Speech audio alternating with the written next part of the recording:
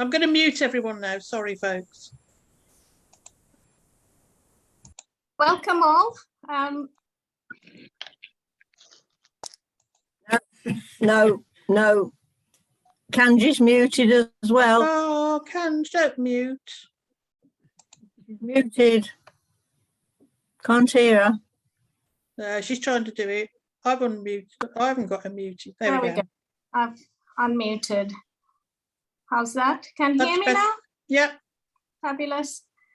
Again, here I go. I'm Kanj. Welcome to this Be Happy and Be Healthy workshop, needle felting workshop. It's just a little bit of gentle needle felting. It's so tiny and bees are so lovely. I'm sure you're all going to enjoy it. If you haven't got any felting with you, that's fine. You know, just join in, just watch. And if there's anything you'd like to share, you could, unmute yourself and share what you have to. So first of all, felting isn't just a little bit about myself. I'm not going to bore you with too many facts and, bits of information. Felting is one of the things I like doing. I'm also a painter. At the moment, mostly painting. Felting, when I do start felting, it's usually a lot of wet felting. And I will disappear into my studio and just felt for a few months solid. Because I find as I've grown older, my brain doesn't multitask as much. So when I felt, I felt. When I needle felt, I needle felt. When I wet felt, I wet felt. And when I paint, I paint. That's how it works in my world. But for today, we're going to be needle felting. This little bee, I popped one there on a branch, just, so that you can see it dangling away. And this one is also needle felted, but I've stuck it into a piece of cork from a bottle of red wine. So some of the things you will need when you're needle felting is a bottle of red wine, ideally to be finished, and then you can use the cork. By the end of it, there's no, telling what you'll end up with. Might not be a bee. So in terms of, I'll just start off with a few little bee facts, and then we'll get into the demonstrating side of things. I've got a few little bits of information which you might know already, and Mandy has been sharing lots of bee facts on her COVID Creativity After COVID page as well. Bees are perfect pollinators, and it's thanks to bees that we can enjoy a whole range of foods, from apples and pears and coffee and vanilla. Even the clothes we wear, if you're wearing cotton, for example, the reason we have cotton threads is because the bees have pollinated the cotton plants, and that's how we get to wear these clothes of ours. And another little fact is, according to the World Wildlife Fund, almost 90% of wild plants and 75% of our leading global crops depend on animal pollination. And that is 1 out of every 3 mouthfuls of our food, which depends on pollinators. So that's an interesting fact, isn't it? I mean, till I did this, I do know a lot about bees, simply because I love being out in nature and growing things and harvesting food from my allotment. And one of the beautiful things about having an allotment is the bees. And the first lockdown, when we had this wonderful weather, I found that one of the first reactions I had in COVID as a creative person was that my creativity suddenly blocked up. I couldn't create, and I felt quite lost, really, because here's something, it was like living, breathing, doing something every day, and suddenly I lost the ability to do it. So instead, what I did do was I spent a lot of time in my garden, and particularly in my allotment, which was not far away from me, just a 5-minute walk, really. And in that time, I spent a lot of time creating a little spot for wildlife plants. nothing edible because I had plenty of space for growing crops that I wanted. This was for native British wildflowers. So that lockdown, which lasted about 3 months in spring into summer, I basically cleared a patch and seeded it with wildflower seeds. And that has been the beginning of my love affair with bees and wildflowers. It's something that's always been there, but I hadn't particularly paid a lot of attention to it. But now, moving forward 2 years on, it's something that's going to be part of my growing pattern in the allotment and in my garden. My garden is far more shady, so less likely to be easy to grow certain types of native flowers, but the more woodlandy wildflowers, certainly, like bluebells, they would thrive in my garden. Foxgloves thrive here as well. So here's something that I have been doing myself in terms of encouraging bees. Oregano, lavender, these are things that we find quite easily in garden centers, which we could incorporate into our gardens, or even a plant pot if we don't have a garden. They're wonderful. You can hear the noise coming from these plants. Even before you notice the bees, you hear that buzz and that energy, and you know there's something special about these plants and their relationship with the bees. So what I have done is planted a whole row of lavender and a whole row of oregano, which is interspersed with other wildflowers. So there's a mingling of wildflowers going on. I'd like to think I could sustain that every year. The first year was fabulous because, we all had this time, and, I spent a lot of time in my allotment creating this. And as this year has come, I find myself far more busy, far more distracted. So it's trying to make that space to grow plants, to encourage bees in particular, is something I'm actively working on.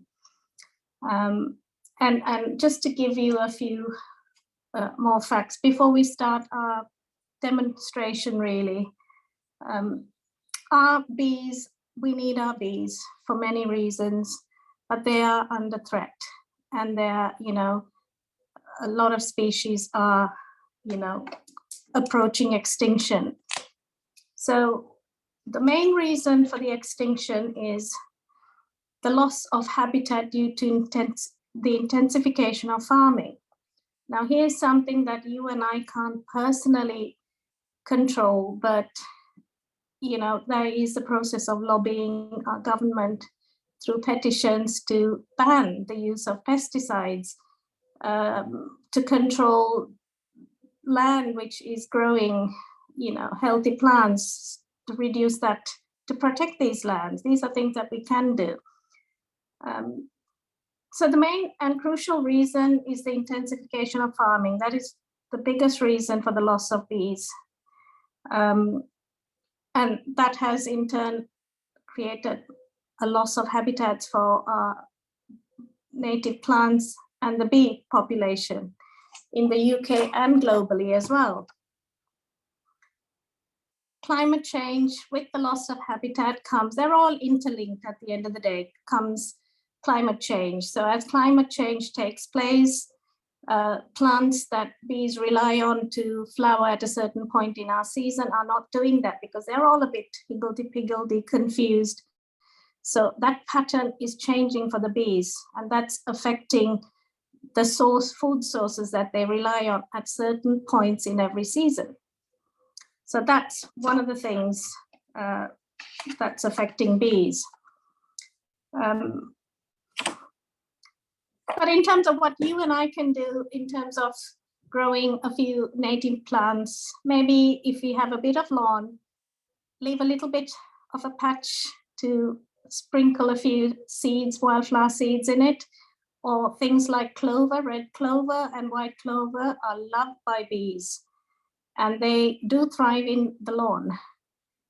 And rather than, if you think you can't bear seeing them on your lawn all over, a little patch in a corner tucked away is possible. And also our common little dandelion. Bees love them. And I know we are so good at digging them up and putting them in the compost heap, but there is value for these plants for the bee population.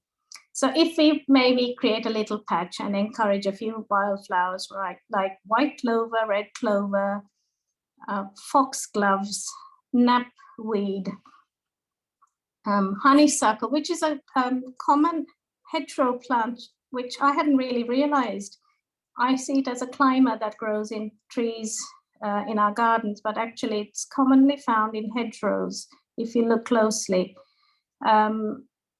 And also hellebores, not the cultivated types we see in the garden center. There's one particular one which is called the stinking hellebore. That is one of the earliest flowering plants, and bees are really grateful for that because they provide that early source of energy because it flowers in winter.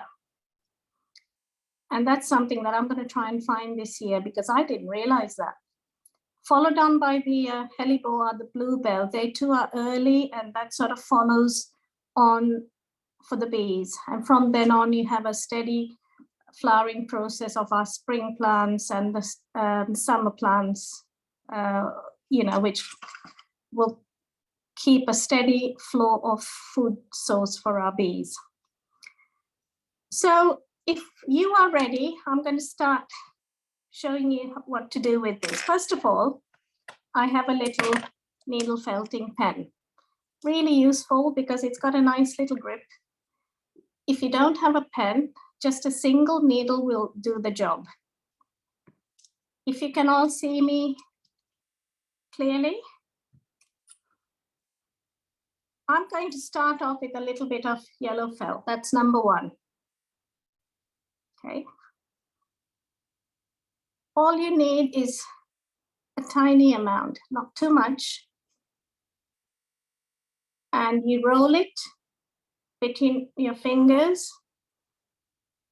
So the thing about needle felting or any kind of felting is the cross-hatching of fibers, horizontal versus the vertical. So make sure that when you're rolling the felt, it's not all in either in the one direction. There needs to be a cross hatching. So if you take a second tiny amount of felt, which it's only a little smidgen of it, pop it the other way so that it gives you the fibers going in the opposite direction.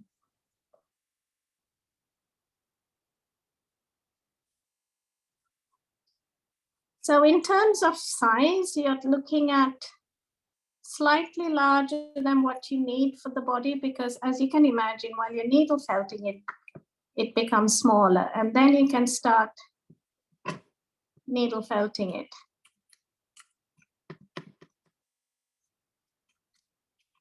So we're aiming for an oval shape, like a little Easter egg maybe. One thing you need to watch out is, and that's me while I'm talking, you might hear a sharp sound from me or a few expletives. Mandy, please be ready to delete that. Talking and needle felting is not the best thing. Slightly different with knitting, because you can knit and watch telly. I know people do that.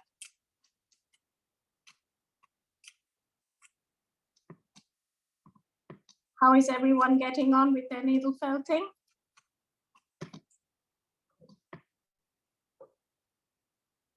If you take it off the mat and sort of bring it to the camera, this is what you're looking at this point.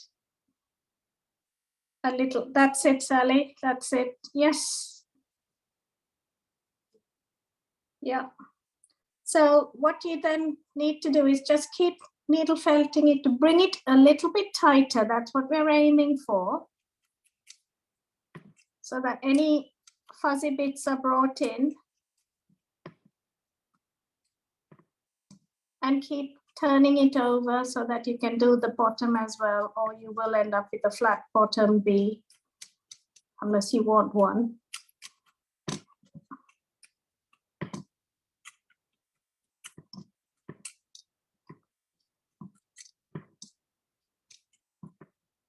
So mine's looking quite Easter egg-like, only a tiny version of it. A bit like the Lindt chocolates you get for Christmas. That's the size we're aiming for. Kanj, you're very Yes. naughty, keep mentioning Easter eggs, chocolate, Lindt chocolates. It's like, Yes. it's very bad. I should have said, along with your needle felting tools, do bring some chocolates with you for that extra boost of energy. Oh, look at that. Anne-Marie has got it covered. If you have reached that stage and you're happy with the shape of it, there aren't too many fuzzy bits. It's fairly tight. Now, what we're going to do is, there are two ways of creating the head. One is to create a separate little a ball shape and needle felt it onto the body. But what I did was I actually created it out of this. So you look for a point where you can get the head and you sort of felt it around so that you're pushing the body, that you're creating a little indentation to separate the body from the head. I'll show you what I've done as soon as I've got it looking how it should be looking.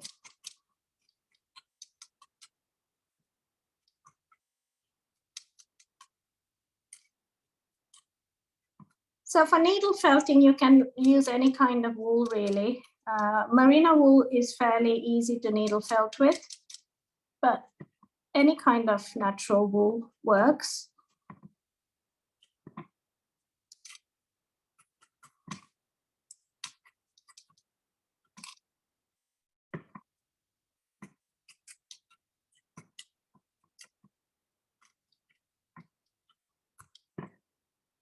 How's everyone getting on with their bees? Progress? Can you see a little bit of a head thing going on? Yes? Yes? Sally, if you sort of get the head, pull it back closer to you. If you bring it closer to you, then I can, oh yes. So you just need to create a head. Indu, that looks good. Anyone else? Oh, we've got a dog who's being felted as well. That looks great, Anne-Marie. So I'm just going to bring it in quite tight now because we are now getting that shape to look as good as we can. And once you're happy with your shape and the size of it, that's when we bring in the black stripes.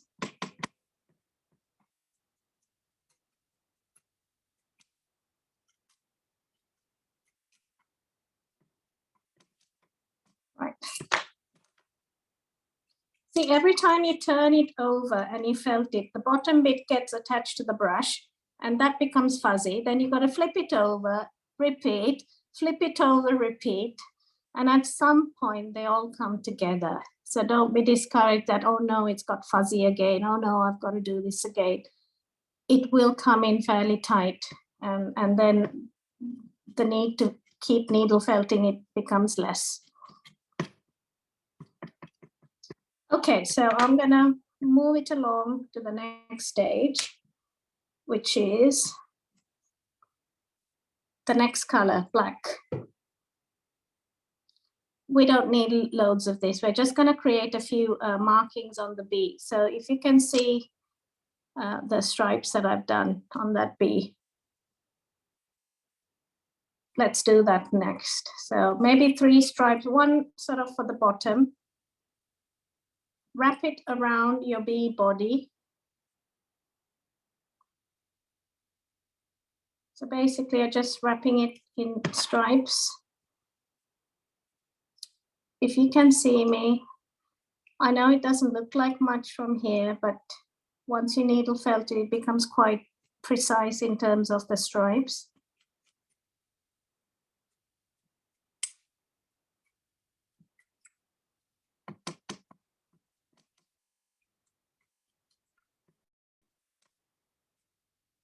One of the facts that Mandy shared on her Creativity After COVID page was, what can we do if we see a bee that is struggling? It could be resting, but if it's probably run out of steam and needs a little bit of an energy boost. So the first thing to do is to find a bee-friendly flower. Might not be easy if you don't have anything that are, good for bees in terms of what they need. So the next option is to dilute 50-50 water to white sugar. White sugar because it's easier for the bees to digest. Brown sugars have certain chemicals in them that are not ideal. Is that correct, Mandy? I think that's what it was.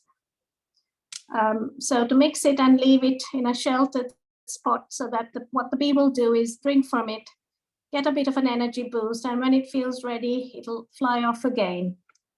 So that was a nice little tip you shared.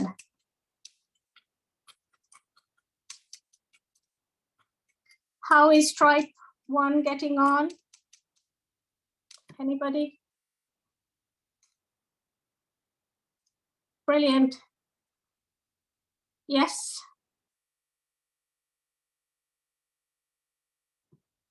So 3 stripes would do the job, I reckon.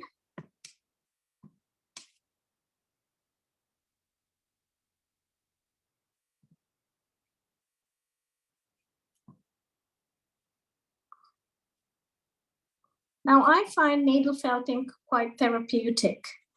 It's something, if you're a knitter or someone who loves knitting while watching a bit of telly, this is the equivalent, although I wouldn't recommend that you watch telly while doing it. But it's one of those gentle forms which allows you to be creative and not sort of get all physical about what you need to do. For example, I find certain types of painting quite exhausting. I certainly find wet felting exhausting, so I need to be in tip-top shape physically to even attempt such matters. But watercolors involves just sitting down somewhere gently and painting. And it's the same with needle felting. You can take it anywhere and sit quietly in a corner and felt. And by the end of it, you've got something quite lovely, really, as an end product. And even if you're not happy with it, it can be fixable. Everything is fixable with needle felting. You just pull it off and you reattach it or you reshape it.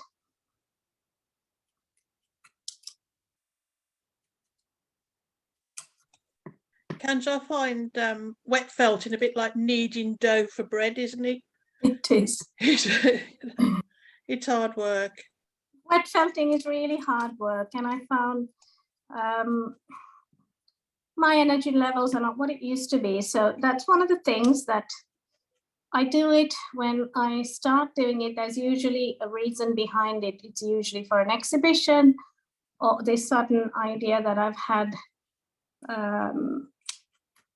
And so when I start wet felting, it is very vigorous, and but I have to be in the right mindset, in the right state of mind to attempt it. And it also involves clearing a studio, which is super messy, because felting is messy. You felt, you need a bit of yellow, you fling that bit of fluff on the side. I don't tend to stop to put it away in the right jar that it's meant to be in. So by the time you've ended a body of work, it's everywhere. And then it could be months before I come back to it and start finding the willpower to put it away. I can imagine that Kanj, with all the lovely big ones you've done, but I'm so pleased that you taught me wet felting, because I've passed that on to my grandchildren and my son, who likes to do art. So it's really a beautiful thing to attempt. It is. Thank you, Mavis. It is a beautiful thing to attempt. And it's lovely that you've shared it with your family, really, because once kids get hooked onto something like felting, that keeps that art form alive, doesn't it? Because I find that in schools, all these aspects of craft work and art are not being taught anymore like it used to be. So the fact that you've taught it to your grandchildren, here it is, the next generation carrying on something that otherwise might just die, you know. There might not be many felters left. So it's important that our young ones are taught these, because I find the schools don't do the extras. They might do the standards, you know, standard painting or even in textile, but not in depth, not enough to get someone, to teach someone properly the technique, which is important. That is lacking. So this is brilliant that, you know, families can share this. And today I've learned that I could do needle felting online. I haven't done a Zoom workshop. Full stop, I haven't. So here's something. Yes. I've done 2 stripes. It's really hard to show it on the camera. I've done 2 stripes and I quite like it. I feel like I'll ruin it if I put another one on because it's so the stop at that, Sally, because that looks perfect. Yeah. I like it. I've done 2 stripes as well, and I'm going to stop at that because anything more and it'll be just covered in black, really. Yeah. So now if you're feeling up for it, shall we do the wings? That involves a bit of white, really. The wings and 2 eyes. So if you feel like doing the eyes first, let's do the eyes first. So that involves a smidgen, really, a teeny amount of white, which you just roll up between your fingers. My bee is a bit flat. Adele, is it Adele who said that? Flip it onto its back. If your bee is flat, flip it over and sort of felt it back so that it has a belly. Okay, thank you. We don't want flat-bellied bees. I wouldn't mind a flat belly personally myself, but let's get 2 eyes on. And you only need a teeny amount of white for that. And once you've got the 2 white bits on the eyes, I've done 1. Oh, you can't really see the white against the yellow. This one's, you can see that. Then scrunch up a tiny amount of black and create the black dot for the eye in the center of the white.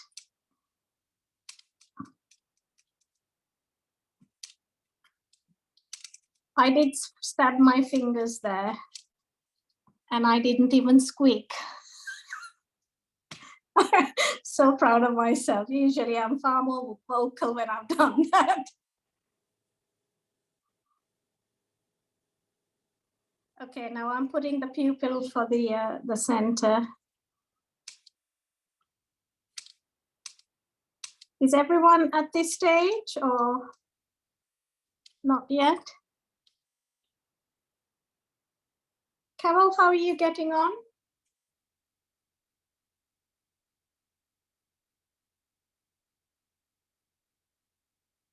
You can unmute yourself, Carol, for I can't hear you.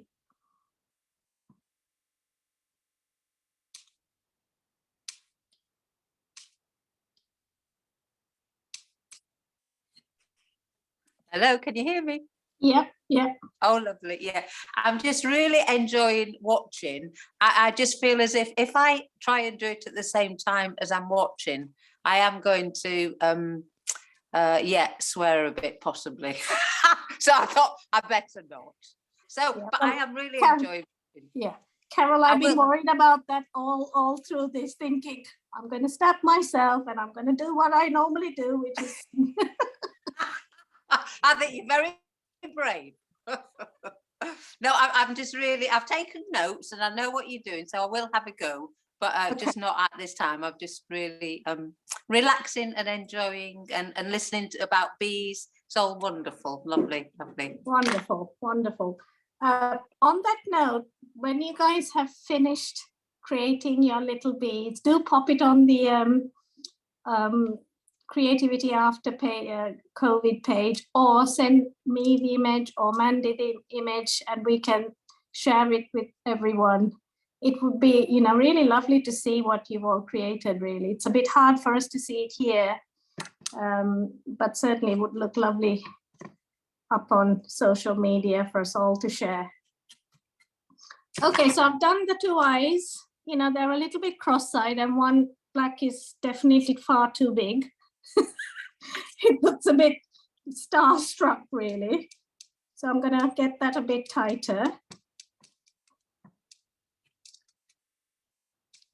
The thing about needle felting, you don't have to worry that it's not perfect, because when you have a quiet moment, you can take the time and fix it. So don't get stressed about it. Please don't get stressed about it. I can't say that enough. It's all fixable. Now I'm making two little wings, same as the body, only they're going to be flat. I've got a tiny amount of white. If you look at the size of your bee, so it will be in proportion to that you're trying to create a flat wing, leaving a little tail. And the reason for the tail is to attach it onto the bee body.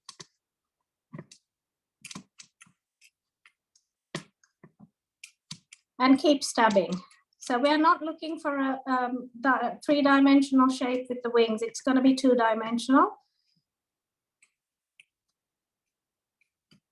And if it's a bit too thin, you can always add a little bit more felt, which is what I'm doing. Mine was looking a bit flimsy, but now I've wrapped it with another layer, and that looks better. It feels better as well.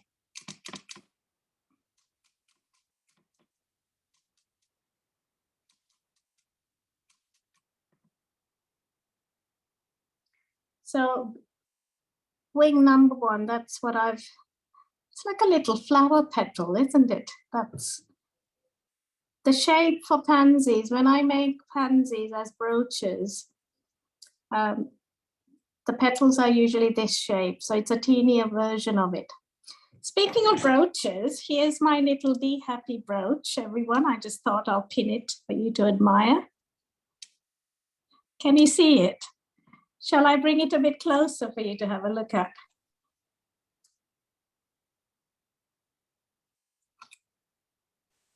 So it's got Be Happy, and I've got a little brooch pin at the back. Just get that back on. Right, so I've got one wing. We're on to the last wing. Mind you, it's only two wings, so it's not as if you're going to do multiples of it. Hopefully what you'll find is, as you do make these bees, you're going to know how thick, how much fleece, and I also tend to use it, not so much sight as well to judge, but touch. When you touch something that you're needle felting, you can tell by the thickness of it, the weight of it, and that's usually more my way of judging. Is that thick enough? Is that going to withstand the amount of needle felting I'm going to be delivering onto it? So use that as a judgment as well, so that it's not just looking at it. Looking does not always show you how durable it's going to be. So you need something that's not going to fall apart, in a few days. So feel it between your fingers, just feel it, touch it. And then that becomes a practice for you throughout your needle felting.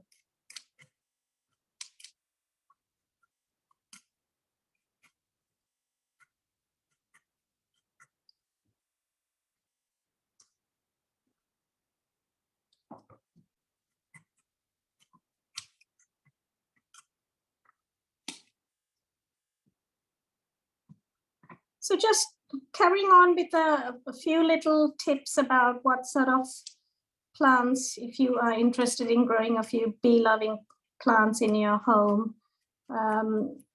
Generally speaking, to avoid double-petaled or multiple-petaled flowers, for the simple reasons that bees will struggle to find the nectar in them, and they tend to get all muddled up caught up in all the petals. So the simpler the structure of the flower is, the easier it is for the bees to get what they need. And also it's good to have a variety, so that rather than flowers that have one particular shape, it's good to have a variety, because not all bee species have the same length of tongue. For example, certain bumblebees have longer tongues, so they can dip into a foxglove easier, whereas the smaller ones, honeybees, require a different shape, which is a bit shallower. So the key is to have a variety of plants, a variety of shapes of flowers. And once you know, have, even if it's in one single pot, you can have a few different varieties sprinkled in a pot, so that it's not just one. For example, if it's oxeye daisies you're having a packet of, if you mix it up with a few other varieties like corn, blue corn, cockle, and the pink wildflower, I'm trying to remember its name, ragged robin, that's another lovely one. So keep it mixed, keep the diversity in it. The bees are more likely to benefit from the one single pot that you've planted up with them in mind. So my wings have now gone on. How do you attach your wings? You take the two wings together, you place it flat against each other, and then you can see where the tail is. You pinch it at the base,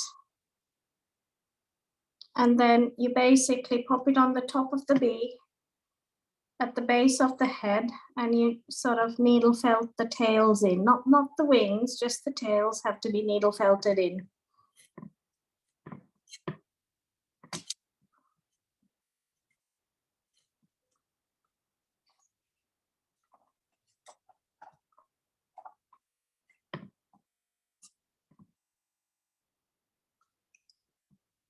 Another thing we could do to encourage bees are to build little bee homes. They don't have to be, you know, very complex. Sticks, like bamboo sticks, they have holes in the center, they're ideal. So mix it with twigs and branches and create little bee houses. And every bee, not all bees' habitats are the same. They each have different types of habitats that they require. And if you're buying a bee house, that's fine too. But if you're making the equivalent, one of the things to remember is to have the entry point, like a hole drilled at the bottom of the bee house, so that the house is protected from the wet, really. There's a lot of rain in Britain. So that's one of the things to remember when you're creating that. Kanj, I read yesterday online somewhere that down in the south, possibly Portsmouth way, that the council have said now that all new houses that are being built should have this brick, one brick, which has got loads of holes in different sizes, which is just for bees, to encourage the bees to go into this brick in the house. Oh, what a lovely idea that is, isn't it? Yeah, I can't remember what it was now, but I know it was down south. Yeah. I hope that idea sort of catches on with the rest of Britain. Yeah. Because it's a simple little thing, isn't it? One or two bricks like that. Yeah. It was just, you know, it was quite random. When I moved into my house, Anne-Marie will tell you, my garden was covered in bindweed Oh gosh. from one end to the other. Right. But on the plus side of that, it was full of bees and butterflies, Oh really? and it was beautiful. And I feel really guilty now because I've cleared all the bindweed away. So there's nowhere for the bees and the butterflies to go this year. So I'm going to have to fill it with plants instead, aren't I? Yeah, you can fill it with plants. Yeah, I do feel guilty about taking it away because it was just full. Yeah. But over time, you could recreate that, couldn't you? A bit more controlled. Yeah, definitely. Yeah. Definitely. So my little bee, there it is. Ooh. So if you put it next to this one, they're like brothers or sisters. Oh, that's lovely, Sally. Nice and round and gorgeous. I like the orange as well. Anne-Marie, that's so sweet. Could almost put a smile on it at the bottom. Oh, that's lovely. If we all sort of show our bees on the palm of our hand, that gives us a sense of the size.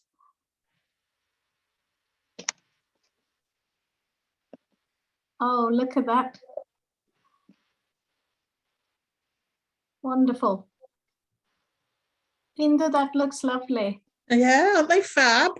Yeah, Sally, that's perfect as well. I love that. Those stripes are perfect. Wonderful. I think, Christine, I think yours looks like a ninja bee. It's got those like ninja eyes. Ninja eye. Oh, maybe that's lovely. So you can see now from this, it's not hard to do, is it? Really? It didn't take too long, and we've all created a bee. And I can hear the delivery person trying to deliver something, but they'll have to go away and come back another time with it.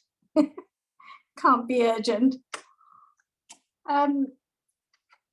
So is everyone nearly done or done? Yeah. So all you have to do is if you want to sew a little string like I have on this one, if you see that, I've got a little branch, it's on a string, and then you can dangle it somewhere, you know, in a vase. Anne-Marie, that's so gorgeous. Have you put a smile on it? Yeah. Oh, that's gorgeous. Oh, this one is a cork with a piece of wire. Now, if you want to create that, the one thing I would say is before you start going right back to the beginning of how we created the body, what you do need to do is make sure your wire, you create a little skeleton of a body. It doesn't have to be, you know, the whole size of it, a tiny piece, and you secure the yellow fleece, the merino wool, around that. So you're creating a little cage, and then you wrap your fleece, the felt, around that. And that is trapped inside there. That's what keeps it on. Lovely rings, Carol. Gorgeous.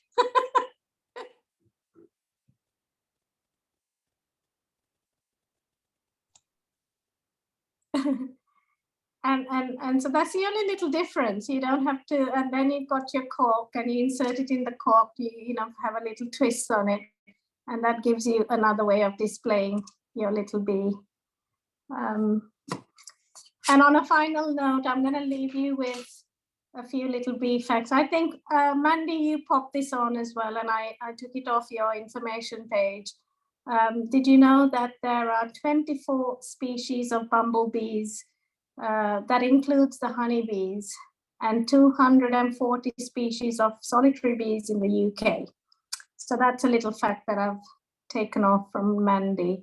And also something else I found was 35 of our bee species are under threat of extinction. Now that's a lot, isn't it? And if the current practices carry on, we will find that our gorgeous little bees that we all love will disappear. So let's make more bees, let's be happy making more bees, and let's grow plants if we can, to encourage these wonderful creatures back into our gardens, back into our allotments, back into our country, really. I hope you've enjoyed today. That's me. I hope I've taught you well. I hope you've understood. It's not too difficult. I don't think it was. And I mainly hope that you felt happy doing this. Anne-Marie put on earlier on about, we're talking about endangered species of bees, that the government has okayed this thymoxin, because of a disease in sugar beets, and it's deadly for bees. So we need to petition it. And do you want to say, Anne-Marie? You got any more to add? It's actually something that came up on Facebook this morning, which sort of seemed, as we were doing bees today. But I know that one of the, big issues is that since we've sort of gone out of the EU's jurisdiction in terms of using these chemicals, we've really got to be vigilant and look at what's actually being put out there, because at the moment we really seem to be going for maximum production of food and usage of land space, but we're not thinking about the bees. So, I mean, the fact that this is the first one that they've just okayed, and that's in relation to sugar beet, shows that actually, we need to, get our voice out there, not only make felt bees, but also our MPs, etc. Absolutely, Yeah. Very timely, Anne-Marie, that was. Yes, it's sadly timely, shall I say. That's, not good news. Kanj, I was going to say one thing as well. You've just literally shared this. I personally was very, very happy while I was making my bee, just to have a few minutes out of the busy day, just making a bee just for the heck of it was really, really fabulous. But you're also doing another really wonderful project at the moment, which is all about being kind. And I just wanted to say a little bit about that as well. Yes, so a lovely project that it's been an opportunity really that we've got collaborating with another artist called Sue Briscoe, and our project is called Kindness is Free, Let's Pass It On. And it's all about kindness and sharing kindness and passing on kindness to the next generation. I'm looking at acts of kindness and how people have been kind to each other through the pandemic. But it's not just the pandemic. That sort of highlighted the importance of kindness in our communities. But it's something that, it's good for future generations to practice. It's something that communities need. And it's one of the things that glues communities together. And that's something I've found. So there's going to be an exhibition about this, which opens on the 4th of March, runs for 2 weeks at the New Hampton Arts Centre. I'm looking at people, their stories, their acts of kindness, the values that they are sharing to us, and then we in turn pass on to our children and their children. So mine are a series of paintings. And on that note, this project, this workshop today has inspired me to do 2 little quote paintings. So I'll show you the first one, which is what I did for my project, which is kindness is free, let's pass it on. So that's, you can't really see the words clearly on this, but that's the general style, and there are quotes written on it. But from this workshop, I would like to do 2 similar. One is to be kind, and the other one is to be happy. And I've done a be happy one. And I'll follow this with a be kind one of a child really, with a watering can watering wildflowers. So had it not been for this Amory and Mandy, I might not have thought of these two little, it's just a little extra to what I'm doing. And I love it. I love bees, and my brain just takes off the minute someone drops another little seed. So that's the project, all about kindness, and it's part of the British Art Show that's coming to Wolverhampton. In fact, it opens today at the Art Gallery. So there's a big launch happening today, and it runs till April, and there are lots of artists who are involved. Sue and I are two of them. Sue is looking at the at kindness from a science point of view, and how our body reacts when we are kind to each other or when we receive kindness. Our bodies release chemicals like oxytocin, which makes us feel good, makes us feel warm, and makes us more likely to be kind to each other, really. So when someone is kind to us, we kind of want to do it back in return. It's just wired up in us. And that's the aspect that Sue has sort of unraveled, and she's sharing it through her a series of drawings, really, to highlight kindness. So thank you, Amory, for giving me this opportunity to share that project with all of you. If you're able to come, do come and see it at the NAC in March, from March 4th to the 20th. Kanj, will you send us a link to that so we can put it on the Facebook page and on the Instagram so everyone can find it? Brilliant, I will do. I haven't sorted out an event page yet, but I will be doing that soon. Fabulous. Any questions from anyone? To say any questions? Any bee-related, felt-related questions? I'll get my little bee flying as well. Happy little bees. Thank you. If you don't, oh, there's another one there flying around. Thank you all for coming and joining in. Thank you. Thank you very much, Kanj. You're welcome. And thank you, Mandy and Amory, for this opportunity, really. Bye.